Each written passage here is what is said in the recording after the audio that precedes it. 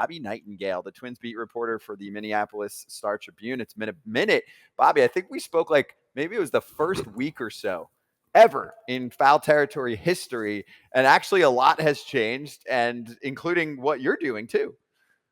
Yeah, last time I talked to you guys, I was covering the Reds, and they were destined to be a last place team. And I think we talked about how they might be able to avoid 100 losses. So, yeah, a lot's changed. Switched over to the Twins probably 6 weeks ago now. So missed all the Ellie De La Cruz fun and America's team and everything that's been going on in Cincinnati, all those sold out crowds. But been fun covering the Twins too. I mean, they since the All-Star break, they have the best record. So uh, I guess finally I get to see some wins. And you missed April in Minnesota. You switched over in May, correct? Yeah, at the end of May. So as soon as the weather got normal. I see what you did there. I like that. Job offer, waiting on it, checks weather, and I'm in. I'm ready. 72 degrees. Very well played. All right, so let's talk through this, because we admittedly haven't given the Twins, in my mind, enough love. Although at the same time, we definitely in the first half shit on the AL Central at times, because you could take the top team, which was often Minnesota, and put them still at the bottom of the AL East. But now here comes Minnesota. You're right. They have the best record in the second half of the season. Back-to-back great walk-off wins for the ball club. We like Correa going to the top of the lineup, but let's get right to the trade conversation. So now that this team is creating a little bit of separation in the division, they're 4 games up. That's their tied for their largest lead of the season. Tell me what you want to see from Minnesota. Like, let's assume they make a push here because their pitching's good. What should they be looking to do? Areas of improvement, and if you've got some players in mind. Yeah, I think right-handed hitter is probably on position player-wise, top of the list. Probably a right-handed hitting outfielder. They've been an underperforming offense for most of the season. They've been better in the second half since the All-Star break. But a lot of it, like Carlos Correa is having the worst offensive season of his career. He's been better as a leadoff guy. But they're going to need him to go on a tear if they're going to actually make, do damage in October. Byron Buxton's hitting around 190 as a full-time DH. So, that's kind of one of the big questions locally is, what are they going to do with Buxton? If he's not playing center and he's not hitting, what can you do with him? But, he's a guy who he's streaky at times. They need him to hit in the second half. Joey Gallo, another streaky type hitter, strikes out a ton, not going to hit for a ton of average, but gets on base and hits homers. So, they have guys that traditionally they can carry an offense for weeks at a time.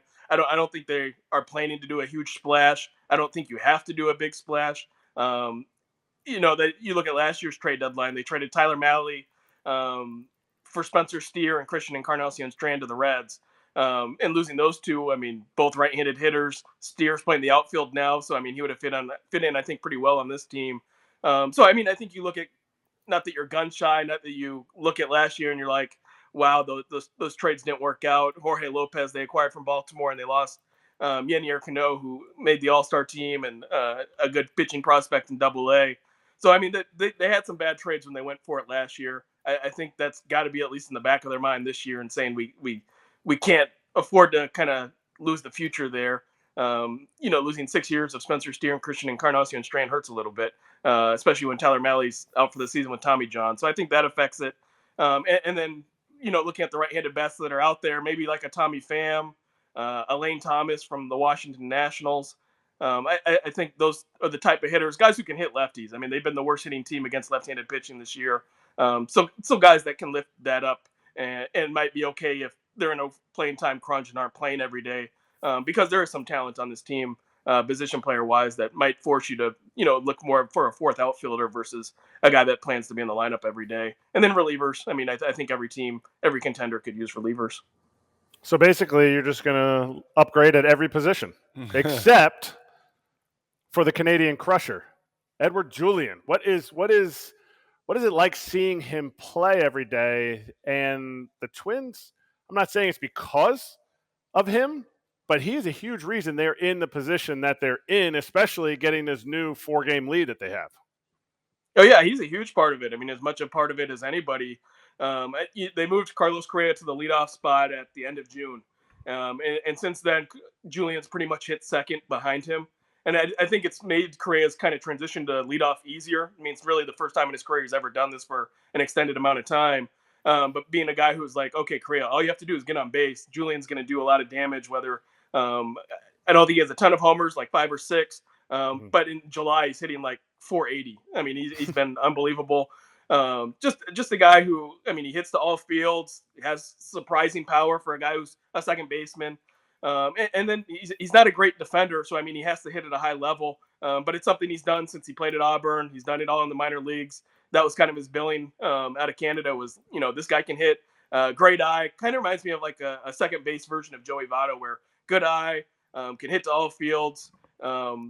A little bit less power than Joey, obviously, because of the position change, but kind of two Canadians who have a great awareness of the strike zone and can kind of lift the middle of an offense. Hey, my question to you is, you talk about getting a right-handed bat. For one, is there a single guy that you think would come in and dominate in that position? Because for us, when we talk about it, there's not one that's like going to blow you away pretty much, but there's a couple good additions that you can go out there, maybe like a Grishik or some kind like that.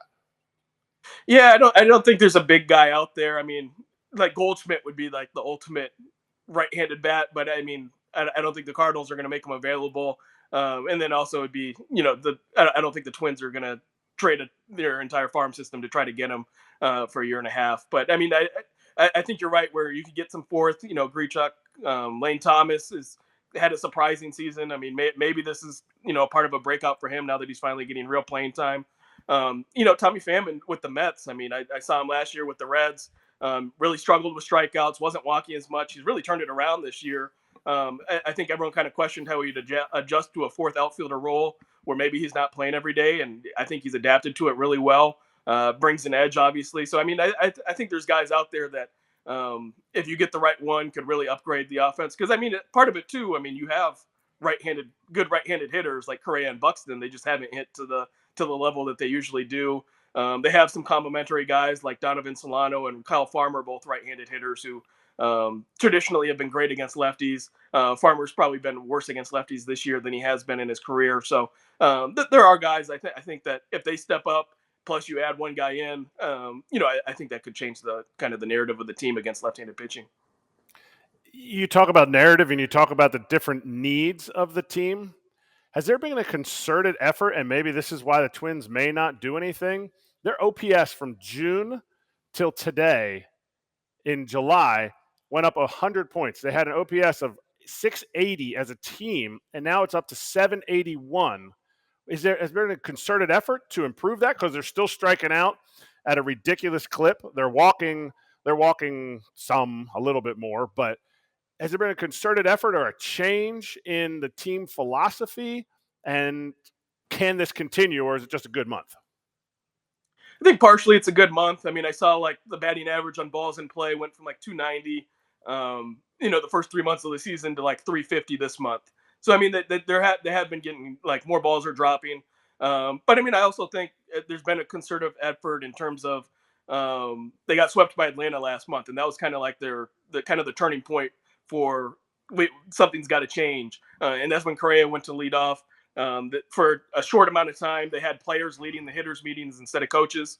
I think kind of trying to get out of the, here's the hitting report, here's the scouting report for the day. I'm going to tell you guys what to do. It's almost like, okay, you guys lead the way. So tell your teammates how you think you should do it, because what they were doing before wasn't working. I mean, they have too much firepower, in my opinion, to be one of the worst offenses, which they were for the first 3 months. So I think part of it's just turning around, and then also, I mean, like we mentioned, Edward Julian, he's had a great month. Alex Kirilloff, he missed the first couple months of the season recovering from wrist surgeries.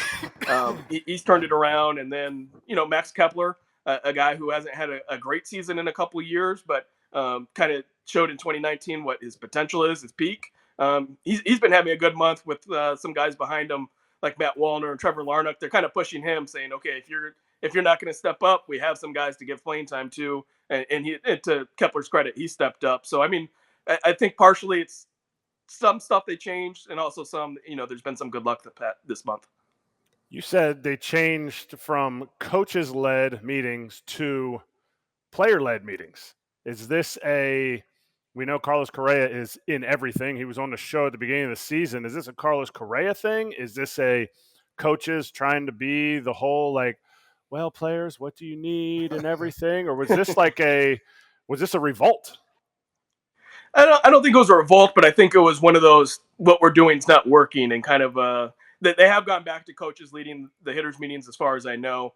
This was like a 3-week thing, but I think part of it too was, I mean, you have guys like Correa and Buxton, and I remember Royce Lewis. He's hurt right now, but one of the rookies that was hitting well at the time before he got hurt, saying kind of like, it's different. I'm sure you guys can relate. I mean, just guys like Buxton says this guy's got extra cut on his fastball, and you might not see it on video, but when you hear it from a guy like Byron, who's faced him a ton of times and is a veteran, I'm going to believe him more. And I think player to player communication is something they wanted to. Every team wants to emphasize it, but I think it was one thing that they felt like was missing, was in terms of, okay, here's the scouting report, you guys do this. Now it's more hitters. Okay, you lead the way. You see what you like. Carlos Correa, like you guys mentioned, a great guy who's great at explaining things. Explain what you're seeing against this guy over the course of your career. And I think for the younger guys, that they said that was a huge adjustment in terms of things were able to click a little bit better. And I'll finish with me. Is this team, whether they say they don't get anybody, say just a slow moving trade thing, does this team have the pieces right now to make a run in this playoffs? I think because of the starting pitching, I think you at least have to give them a chance. It's a bad division. Both Centrals have been terrible this year. But I mean, if you're starting 3 in a playoff series. If you say Sonny Gray, Pablo Lopez, and Joe Ryan, and then you also have Kenta Maeda as a fourth. I think Bailey Ober too. He's got like a under 3 ERA. If you have those guys in a playoff rotation, I think you at least have to feel good about it. Now, obviously, their offense, they strike out so much. I think that's the big question. I mean, they almost remind me of like a 2019 style offense where it's almost all boom or bust. Can a team that strikes out 12 times a game, can they win in the playoffs? That'll be the big question. But I think with the starting pitching, if you get there, I think that's a scary matchup on paper. If you say, okay, Sonny Gray, Joe Ryan, Pablo Lopez, that's who you have to face the first 3 games. Now, the Twins went after Correa, got him back again, signed him again. I feel like not a lot of people saw that. The Twins kind of have been shifting in that direction.